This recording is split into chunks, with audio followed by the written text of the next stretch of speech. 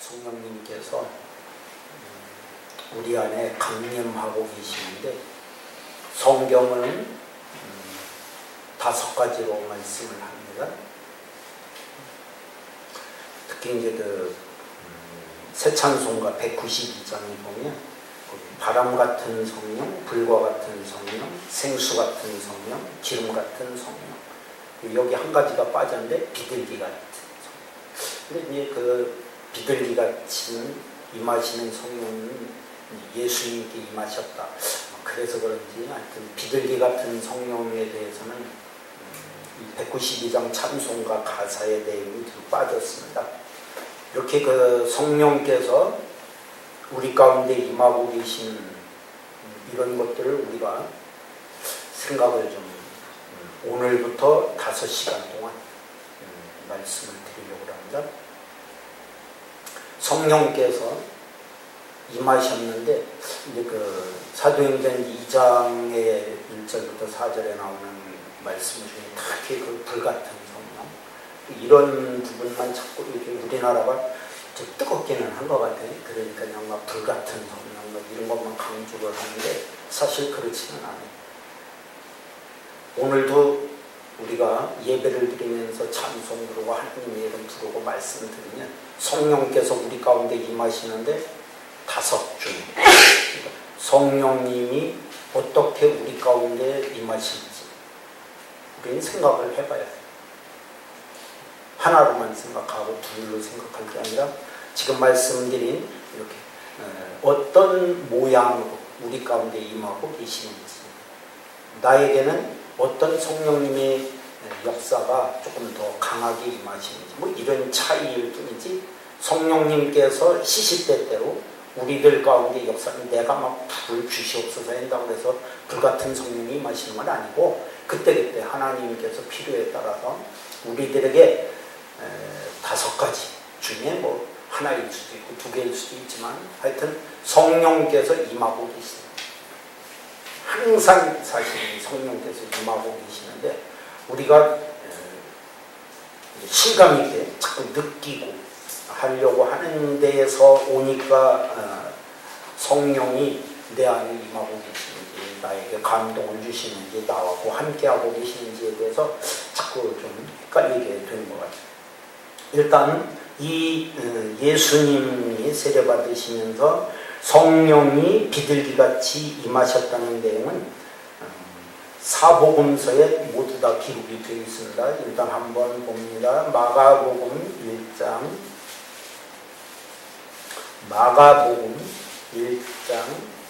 10절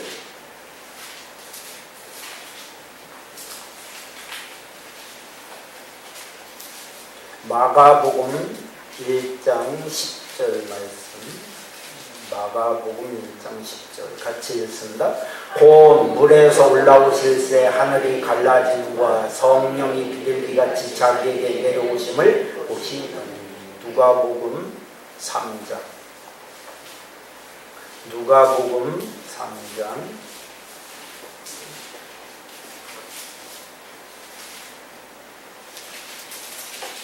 21절 누가복음 3장 21절 22절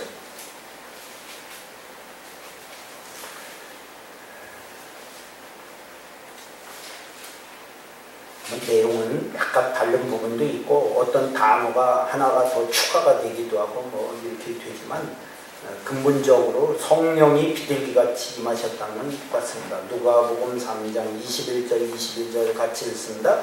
백성이 다 세례를 받았으되 예수도 세례를 받으시고 기도하실 때에 하늘이 열리며 성령이 비둘기 같은 형체로 그의 위에 강림하시더니 하늘로부터 소리가 나기를 너는 내 사랑하는 아들이라 내가 너를 기뻐하노라 하시니라. 요한복음 1장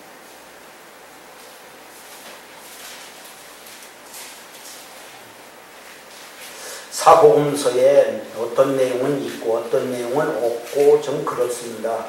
이런 예수께서 세례를 받으시면서 보여준 어떤 일들은 상당히 중요한 것이기 때문에 사복음서에 다 기록이 되어 있다고 이렇게 보시면 되겠습니다. 요한복음 1장 32절,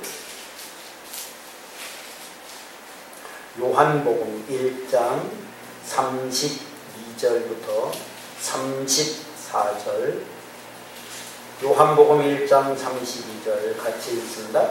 요한이 또 증언하여 이르되 내가 보매 성령이 비둘기같이 하늘로부터 내려와서 그의 위에 머물렀더라. 나도 그를 알지 못하였으나 나를 보내어 물로 세를 베풀라 하신 그이가 나에게 말씀하시되 성령이 내려서 누구 위에든지 머무는 것을 보거든 그가 곧 성령으로 세를 베푸는 이인 줄 알라 하셨기에 내가 보고 그가 하나님의 아들이심을 증언하였노라 하니라. 오늘 주보에 맨 앞에 보면 비둘기 형체 그림이 있습니다. 그렇죠? 비둘기. 그 다음에 이제 지금 앞에 스톨, 이걸 스톨이라고 먼저 말씀드리는 스톨. 스톨도 앞에 보면 제가 지금 차고 있는 스톨에도 같은 비둘기 같은 형체로 이렇게 있는데 그렇다고 해서 비둘기는 아니에요.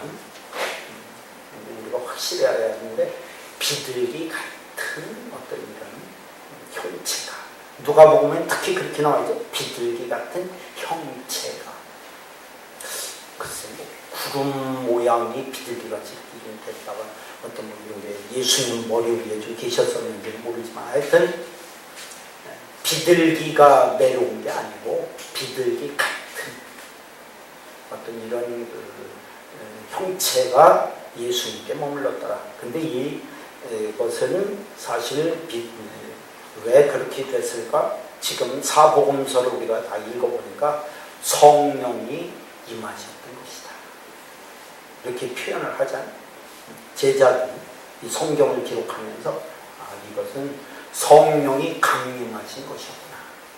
그러니까 예수님께도 물론 그 전서부터 계속 성령께서 예수님과 함께 하고 계셨지만 특히 제자들에게 어떤 그런 눈에 띈다고 할까 좀 보일 수 있도록 성령께서 특별히 임하시는 어떤 이런 장면이 있고 요한복음에는 그 중에서도 또 그분이 누구냐 성령이 내려서 누구에든지 머무는 것을 보면 그가 당연히 이제 예수 그리스도요 성령으로 세례를 베푸는 분이다 이렇게 가르쳐 줬다는 거예요. 그래서 저분이구나 이렇게 했다는 거예요. 세례 요한이 많은 사람을 세례를 줬잖아요. 그 세례 준 사람들 중에서 예수 그리스도가 누구신가 성령으로 세례를 베푸신 분은 누구지? 이걸 하나님께서 나름대로 뭔가 가르쳐 주신 거예요. 그렇죠? 그래서 세례를 베푸는 줄 알라고 이렇게 하셔서 34절 내가 보고 눈으로 직접 친히 본 거죠. 경험을 한 겁니다. 그가 하나님의 아들이심을 증언하였다. 세례 요한이 보면서 저분이구나. 예수 그리스도 하나님의 아들이시구나. 성령으로 세례를 베푸는 분이시구나. 이렇게 확실하게 알게 되었다. 이렇게 성령이 예수님께 임하시는 것을 사람들이 특히 제자들이 볼 수 있게 임하셨다는 것은 어떤 증언을 위해서 증언을 하기 저분이 맞다. 확실하다. 분명하다. 이런 증언을 하기 위해서 그렇게 되셨다. 그러면 성령이 왜 하필이면 비둘기같이 임하셨을까? 여러 가지 의미가 있겠지만 오늘은 중요한 두 가지 의미를 같이 한번 잠깐 말씀을 보려고 합니다. 비둘기 같은 어떤 형태로 예수님께 성령이 임하셨다는 것은 예수님의 온유한 성품을 나타내는 예수님의 온유한 성품을 드러내는 그런 표현이 되겠습니다.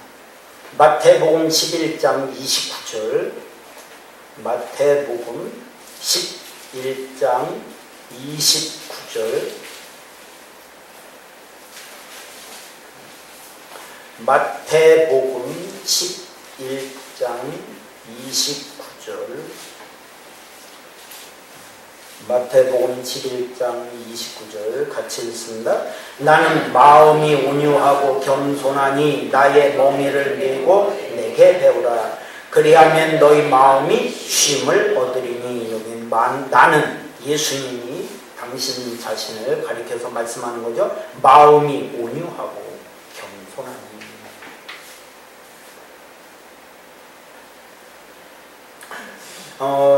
예수님의 이런 모습이 12장 19절 20절에 나와 있습니다.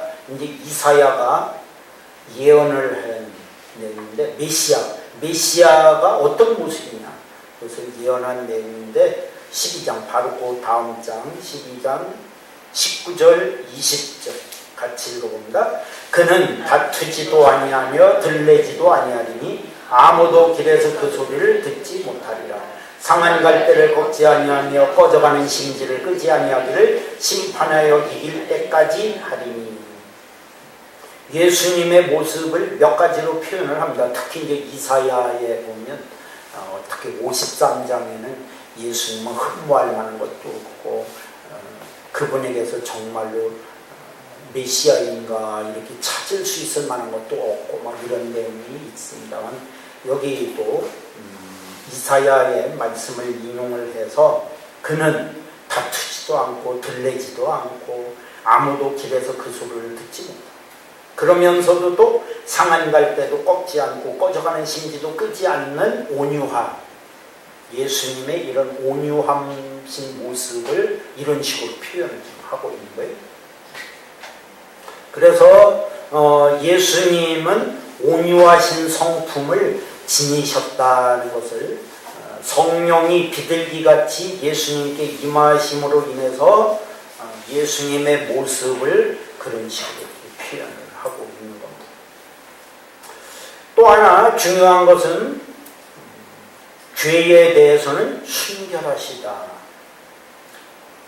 비둘기가 순결을 상징을 하잖아요. 물론 평화도 상징을 하지만 오늘은 평화에 대해서는 생략하고 순결함에 대해서 말씀을 좀 드려봅니다. 죄에 대해서 특히 순결하신 분이다. 왜 이렇게 예수님이 그렇게 돼야 될까? 온유하신 부분은 지금 성경을 찾아보면서 잠깐 보았고, 순결하심에 대해서는 히브리서를 좀 보겠습니다. 히브리서 4장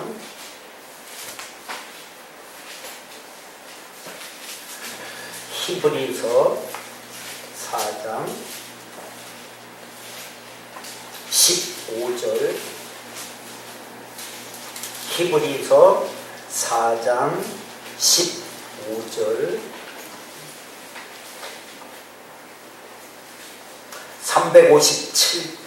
357쪽 히브리서 4장 15절 같이 읽습니다.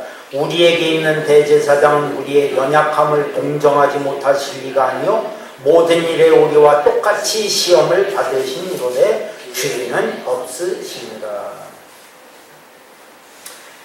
우리의 연약함을 동정하실 수 있는 분이라고 이렇게 표현을 하는 것은 사람과 똑같이 되셔서 사람이 겪는 모든 것을 다 겪으셨다는 얘기입니다.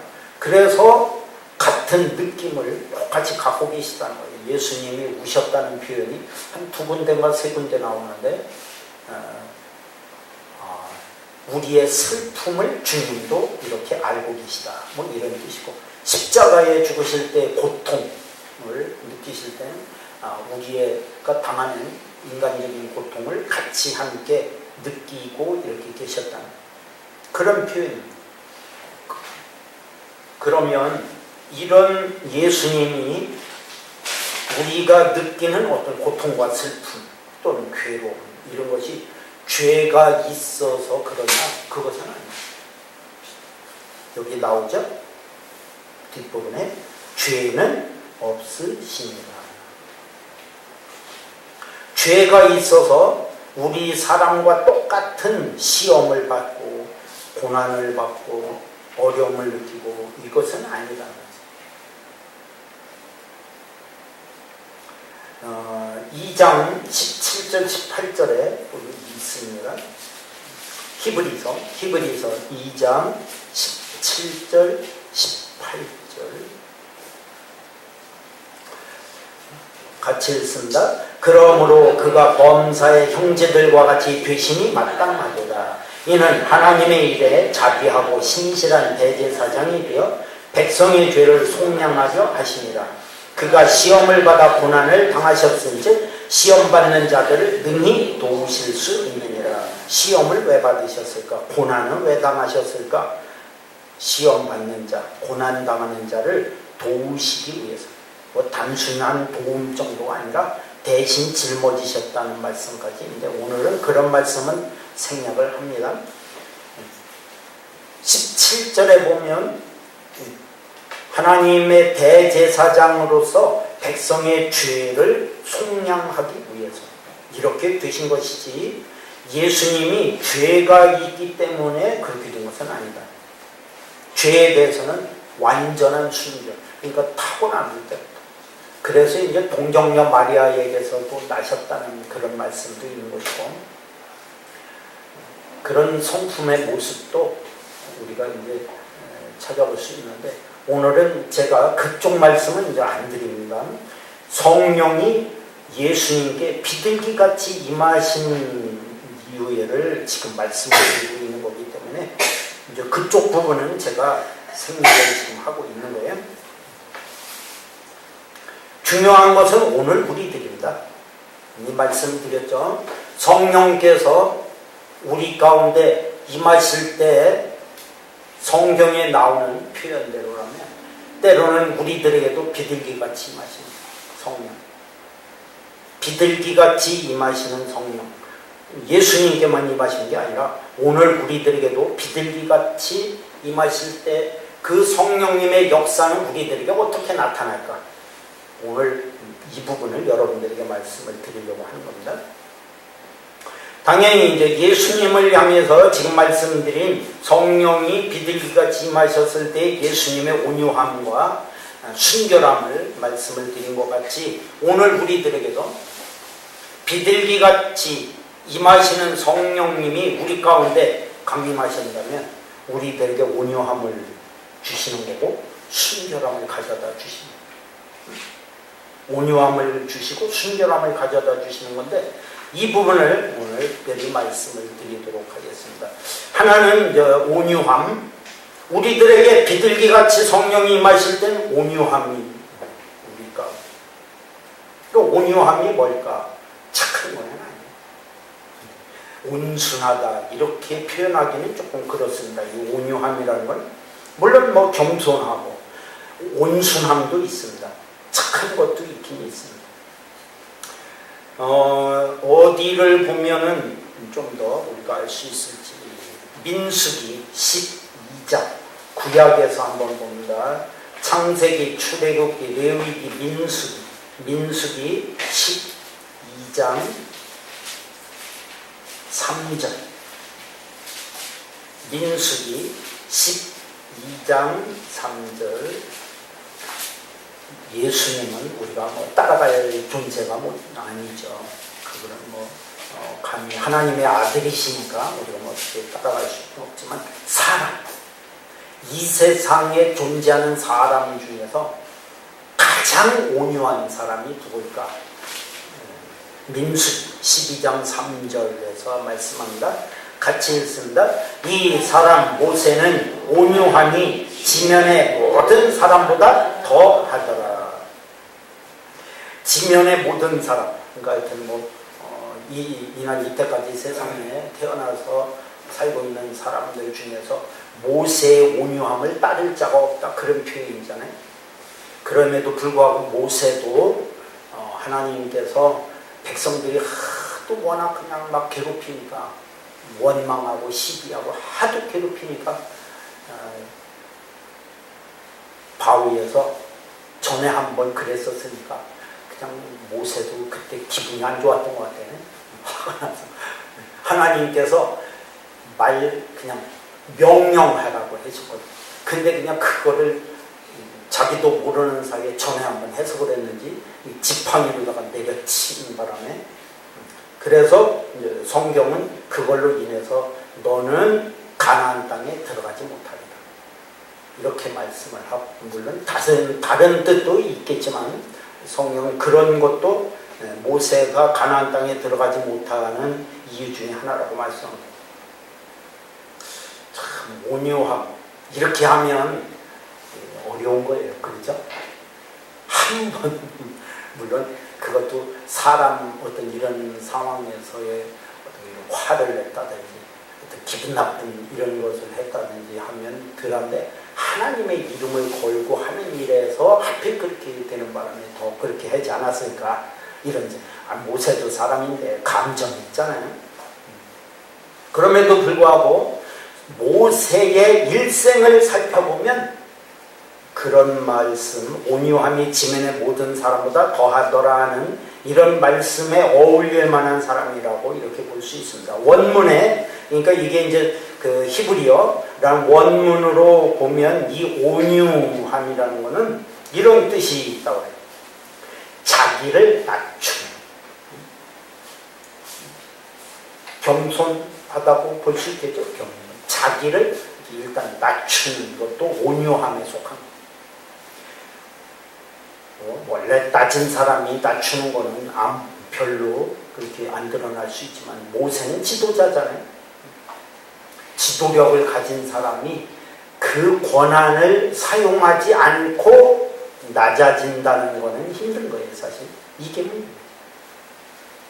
내가 권한을 쓸 수 있는데 그 권한을 쓰지 않고 낮아짐, 이게 온유함이라고 볼 수 있습니다. 또 하나는 괴롭힘을 당함. 모세가 많이 괴롭힘 당했죠. 이스라엘 백성들한테. 모세가 그들에게 대거리를 할 줄 몰라서 안 하는 게 아니죠. 하나님 때문에, 하나님의 이름 때문에. 자기가 대거리 할 것도 안 하고 하나님께 맡겨드리고 자기는 엎드리고 그러잖아요. 하나님 하시고 엎드리고. 이런 것이 물론 자기를 낮춤도 들어가고, 또 괴롭힘을 당한다고 해서 그걸 되갚는 것은 아니고, 그러면 뭐 온유함이 아니겠죠. 괴롭힘을 당할 때 하나님께 맡기고 자기는 엎드리고, 이런 모세의 모습. 아마 이런 뜻이 원문의 온유함 속에 담겨져 있다고 합니다. 아마 이런 식으로 본다면 모세는 온유했다고 이렇게 본다면, 자신을 비방하는 소리에 대항하지도 않고, 감정이 없겠습니까? 모세에 있겠지만 그것을 억제하고, 그러면서 자기를 돌아보는 것, 그리고 묵묵히 참고 하나님의 뜻을 기다리는 자세, 이게 이제 신앙의 온유함이라고 이렇게 볼 수 있습니다. 이렇게 본다면 모세의 일생은 정말로 온유함이라고 이렇게 볼 수도 있겠습니다. 오늘 우리들에게도 성령께서 비둘기같이 임하신다면 우리는 이런 온유함, 뭐 모세와 똑같지는 않지만 그래도 감정을 억제할 수도 있고, 우리가 그렇게 된다는 거예요. 그리고 남을 탓하기 전에 나를 돌아보고, 그리고 참고, 그리고 그냥 참는 게 아니라 하나님께 이런 일들을 맡겨드리고. 오늘 우리들에게도 비둘기 같은 성령이 임하시면 그렇게 될 수 있어요. 온유함. 우리도 감정이 있어요. 그러다 보면 막 감정이 막 드러나고 이렇게 되지만, 어떤 상황, 정말로 어떤 성령께서 임하셔서, 그것도 강하게 임하셔서 비둘기 같은 어떤 이런 성령님이 임하시면 그 순간에도 온유함이 생겨요. 저도 그런 경험을 한 적이 있어요. 이거 뭐 세밀하게 얘기하면 안 되지만, 정말로 화가 막 머리끝까지 치밀어갖고 한바탕 대거리를 좀 하고 싶은 마음이 들만한 그런 상황인데, 정말로 성령께서 강림하시고 나를 딱 사로잡는데 거짓말도 안 해서 정말로 하나도 내 안에 어떤 그런 감정의 요소가 하나도 느껴지지 않을 만큼 그렇게 뒤어진 적이 있었거든요. 참 자세하게 설명을 못 드려서 좀 그렇게는 한데, 그런 상황을 보면 그때는 제 안에 성령께서 비둘기같이 나를 온유함으로 이끌으셔서 대꼬리를 안 하고 뭔가를 하지 않게 하세요. 그러니까 여러분들도 마찬가지야. 그런 하나님과의 교통, 교제, 성령이 임하시고 어떤 일들이 일어날 때 하나님께 맡겨드리고 어떤 삶을 우리가 살려고 하는 상황이면 여러분들도 성령께서 비둘기같이 온유함으로 딱 사로잡으면 정말로 이거 참을 수 있구나. 하나님께 맡길 수 있구나. 내 힘으로는 안 되지만 하나님이 하시는 거구나. 이런 느낌을 우리가 충분히 가질 수 있다.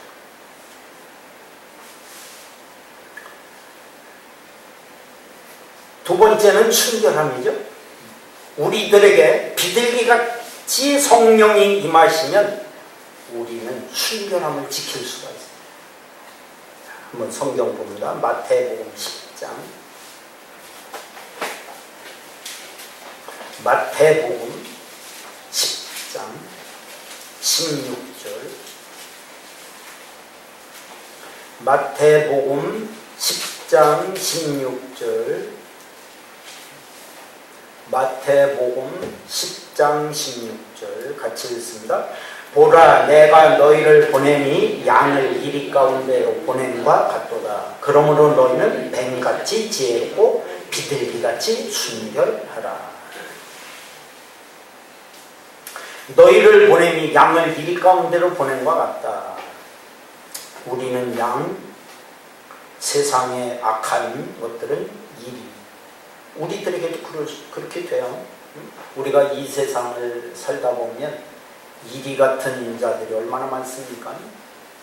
참 당하기가 너무 쉽은데, 그래서 이제 물론 이건 이제 제자들을 보내시면서 하신 말씀이지만 오늘 우리들에게도 똑같습니다. 먼저 뱀 같은 지혜를 말씀을 안 드릴 수가 없어요. 왜냐하면 이게 하나가 아니고 어떻게 보면 둘이 아니고 어떻게 보면 하나라고도 볼 수 있고, 둘이 같이 어울려야만 이게 맞기 때문에 비둘기 같은 순결함만이 아니라 뱀 같은 지혜도 먼저 말씀을 드려야만 여러분들이 좀 더 확실히 이해를 하실 수 있겠습니다. 왜 예수님은 뱀 같은 지혜를 말씀하셨을까? 이 말은 신중하고 분별력이 있어야 됩니다. 아마 뱀이 좀 그런 모양이에요. 그러면서도 또 굉장히 지혜로워. 뱀이죠. 글쎄, 저는 뱀하고 친해지를 않아서 잘 모르겠는데 하여튼 뱀이 상당히 그런 어떤 것들이 있는 것 같아요. 그러니까 왜 뱀같이 지혜로우라고 하셨을까 한다면 한마디로 신중한 분별력을 가져라. 우리들에게 신중한 분별력을 가져라. 이거를 우리들에게 당부하시기 위해서 뱀같은 지혜를 말씀합니다. 그냥 막 내 생각대로 하지 말고, 물론 우리는 믿음의 사람들이기 때문에 영적인 분별력을 가져야 되지만 단순히 그런 것만이 아니잖아요. 우리가 살아가다 보면 여러 가지 많이 부딪히고 하는 것들이 많이 있잖아요. 그때 지혜가 필요해요. 근데 이런 지혜는 어떻게 가지? 신중한 분별력을 가지면 지혜가 생긴다. 이것도 하나님이 주신 성령께서 우리 가운데 함께 하시면 신중한 분별력이 우리들에게. 그런데 요게 지나치면 어떤 일이 생기냐? 교활한 사람이 되는 거예요. 너무 신중한 분별력을 가져갖고 교활해. 사람이 교활해져. 머리를 너무 많이 써갖고 교활한 사람 아니죠. 참 그런 사람 못하면 순진하지는 않지. 그러니까 벌써 그러니까 장기로 말하면 한 수, 두 수, 세 수를 뭐 앞선다 뭐 그런 얘기 하잖아. 그런 사람이 벌써 뭐 상대방이 어떻게 나올지 다 알고 있어. 요즘 유병원이라는 사람과 저기를 다른 사람들이 좀 교활하지 않을까 하는 생각이. 벌써 검사가 어떻게 할 줄 알고, 벌써 자기네들 어떤 식으로 잡을 줄 알고. 그러니까 그냥 차를 뭐 전중거 어디에 갖다 놨더니 거기다 쓱하니 갖다 놨고, 그 다음에 또 뭐 대포폰을 또 어디다 갖다 놨다고 그러더라고. 또 어디다 싹 갖다 놔서 여기 있는 것처럼 싹. 이게 교활한 거야. 그런 식으로. 이건 지혜, 성경에서 말씀하는 지혜로움이라고 보기는 어렵죠. 교활. 그래서 뭐가 필요하다? 순결함이 필요한 거야. 무슨 순결함? 비둘기 같은 순결함. 비둘기 같은 순결함이 그래서 있어요. 근데 비둘기는 또 순결하면서도 순진해. 그러면 이게 또 지나가면 뭐가 될까요? 너무 또 지나치면 어리석은 사람이에요. 너무 그냥 막 사람들한테 이용당하기 쉽지. 저도 이용을 자꾸 당하다 보니까 지혜로워지더라. 그래서 이게 비둘기 같은 순결함이 줄어들고 뱀 같은 지혜가 생기는구나. 잘 적당하게 조합을 해야 되는데, 어리석은 사람 또는 무지한 사람으로 이렇게 될 수 있다. 이용당하기 쉬운 사람. 한마디. 그러려면 이용을 안 당하려면 또 뭐가 돼야 돼? 뱀 같은 지혜가 필요한 거야. 이해가 되시죠? 그러니까. 그래서 예수님이 왜 뱀 같은 지혜와 비둘기 같은 순결함을 말씀하고 계시는지 그걸 우리가 이해를 할 수 있어요.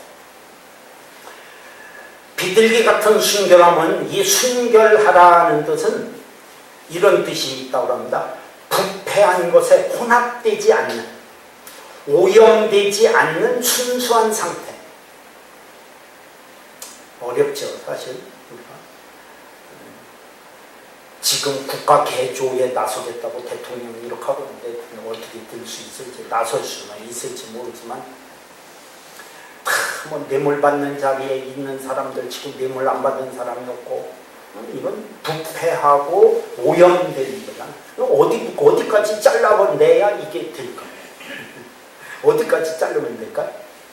상상이 안 가죠, 사실. 특히 우리는 믿음의 사람들이기 때문에 죄 가운데에서 부패하지 않고 오염되지 않는 순수한 믿음을 좀 가져야 된다고 봅니다. 근데 될까요? 안 되죠, 사실. 되지만. 그래서 뭐가 필요하죠? 우리들한테는 회개가 필요한 거예요. 그래서 회개가 그래서 있는 거예요. 회개하면 하나님이 다 도말해 주시죠. 죄를 다 뭐 빽빽한 구름이 순식간에 사라진 것 같이 그렇게 해주신다. 뭐 하나님은 아예 뭐 죄를 기억도 안 나게 해주신다고 이렇게 말씀하잖아요.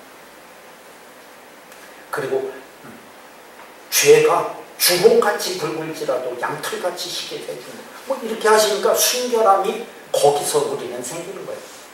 그러니까 회개가 그래서 필요한 거예요. 좀 세상 살다 보면 때가 묻을 수밖에 없잖아요.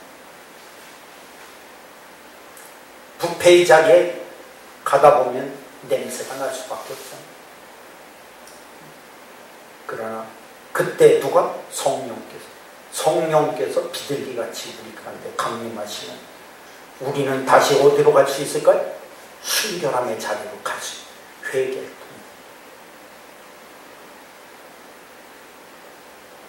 그래서 비둘기같이 성령이 임해 주시. 우리를 거짓이 없는 솔직하고 그런 상태. 하나님 앞에는 그냥 솔직한 게 제일 좋죠. 어차피 다 알고 계시니까. 그럴 때 우리의 순결함을 지킬 수 있는 성령께서 임하십니다. 그러므로 오늘 말씀드린 것은 앞으로 오늘부터 5시간 어차피 오늘 성령 강림절입니다. 그래서 오늘부터 비둘기같이 임하시는 성령. 그 다음에 이제 그 성경 순서대로 뭐 그냥 이게 복음서 순서대로 하면 이제 그 다음에는 바람같이 임하시는 성령. 그 다음에 생수같이 임하시는 성령. 그 다음에 불같이 임하시는 성령. 그리고 기름같이 임하시는 성령. 이렇게 해서 하나씩 말씀을 드리면서 왜 성령께서 임하시는 것들을 이미 앞서서 말씀드렸습니다. 자꾸 불같이 임하시는 성령만 강조를 하고 또 불같이 임하시는 성령만 자꾸 받고 싶은 일을 한다 보면 그렇게 되면 안 돼요. 우리의 신앙에 문제가 있습니다. 그렇죠? 불같은 성령만 자꾸 하면 안 돼요. 비둘기같이 임하시는 성령님의 역사도 우리에게 지금 보니까 얼마나 중요한지를 아실 수 있겠죠? 한마디로 감정을 조절할 수 있도록 해주시는 건 온유하신 성령님의 역사고, 화가 나야 되는데 화가 안 나. 좀 그런 것들은 우리가 금방 할 수 있잖아요. 이렇게 지나보면은 내가 화가 났어야 되는데 왜 안 나니? 성령이 비둘기같이 임하셔서 그렇구나. 그렇게 하면 되는 거고. 그 다음에 내가 오염이 돼서 부패한 자리에 나도 모르게 가 있어서, 그리고 뭔가 내가 죄 가운데 임하고 있었는데 성령께서 나를 회개케 하심으로 인해서 다시 하나님이 다 죄 용서해서 순결한 모습으로 계속 나를 가져갈 수 있도록 믿음의 자리로 이끄시는 것은 또 뭐다? 비둘기같이 임하시는 성령님의 순결함. 나를 그렇게 만들어가고 계시다. 얼마나 중요해. 그러니까 비둘기같이 임하시는 성령님의 역사는 사실 어떻게 보면 우리의 일생에 그냥 순간순간에 우리가 살아가는 자리자리에 계속 임하고 계시는, 계속 나와 함께하고 계시는 성령님의 모습. 다시 한번 이런 성령님이 나에게 임하시고 있는 것을 느끼시고 경험하시고 깨달아가면서 사신다면 성령님이 나에게 이렇게 가까이 계시구나, 이렇게 나를 붙들고 계시구나 하는 것을 더 깨닫게 될 줄로 믿습니다. 기도합니다.